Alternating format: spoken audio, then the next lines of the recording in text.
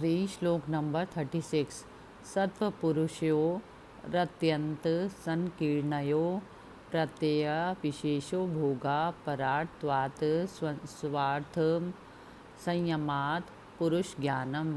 Enjoyment comes from the non-discrimination of the soul and sattva, which are totally different from because the latter's action are for another. Samyama on the self-centered one gives knowledge of the Purusha. Commentary on Sri Patanjali Yoga Sutra by Swami Vivekananda.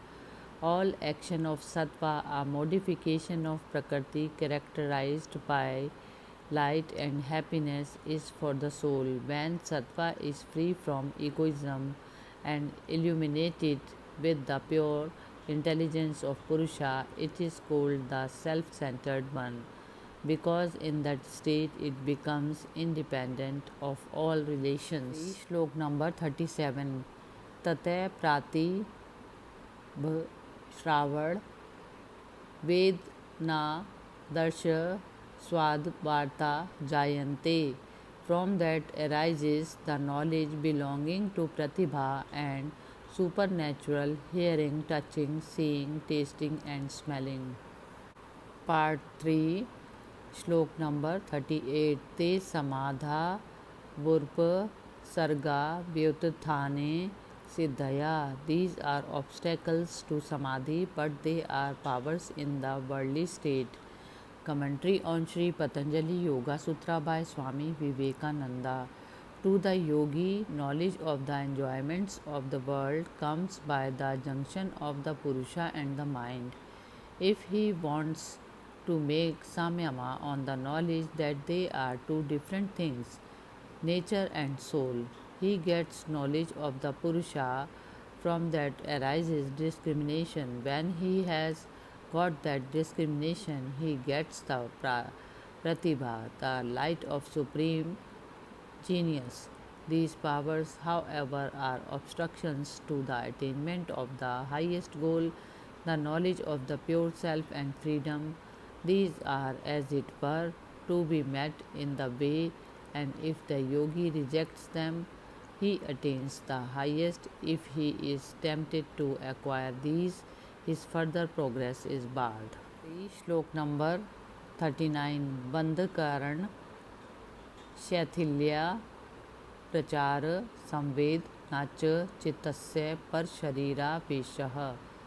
When the cause of bondage of the chitta has become loosened, the yogi, by his knowledge of its channels of activity, the nerves, enter another's body. Commentary on Sri Patanjali Yoga Sutra by Swami Vivekananda. The yogi can enter a dead body and make it get up and move, even while he himself is working in another body. Or he can enter a living body and hold that man's mind and organs in check, and for the time being act through the body of that man. That is done by the yogi coming to this discrimination of Purusha and nature.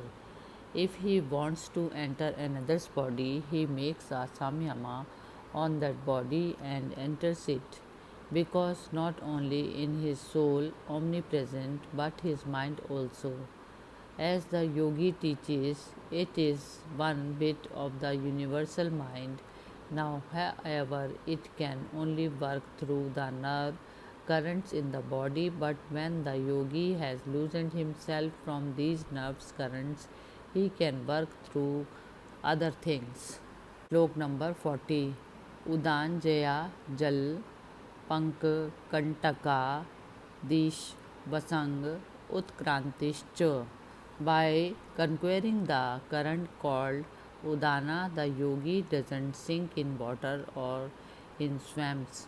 He can walk on thorns, etc., and can die at will. Commentary on Sri Patanjali Yoga Sutra by Swami Vivekananda.